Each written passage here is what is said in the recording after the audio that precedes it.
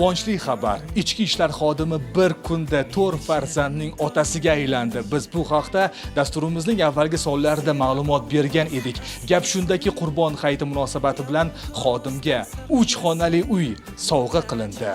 Bugungi kunda mamlakatimizda olib borilayotgan islohotlar har bir soha qatori ichki ishlar organlari tizimida ham yaqqol namoyon bo'lmoqda. Ayniqsa, xodimlarning turmush sharoitini yaxshilash, ularni uy-joy bilan ta'minlash hamda ijtimoiy rag'batlantirish, farzandlarining sifatli ta'lim va tibbiy xizmatlardan foydalanish tizimi mutlaqo yangi bosqichga ko'tarildi. Ana shunday cheksiz g'amxo'rlik va yuksak e'tiborning navbatdagi hayotiy tasdig'i Toshkent viloyati Ichki ishlar bosh boshqarmasida xizmat qilayotgan xodimning xonadoniga quvonch va baxt bo'lib kirdi.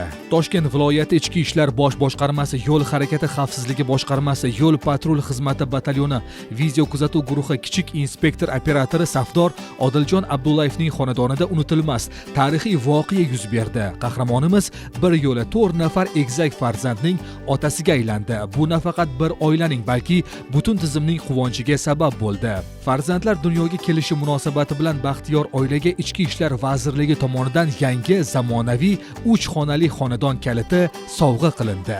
Xodimga ko'rsatilgan bunday e'tibor va kutilmagan tuhfa yurt tinchligi va osoyishtalik yo'lida tun-kun xizmat olib borayotgan har bir xodimning ko'nglida davlatga, vatanga va kasbiga bo'lgan sadoqatini yanada mustahkamlaydi. 4 nafar egizaklar va yangi uylar muborak bo'lsin Odil aka.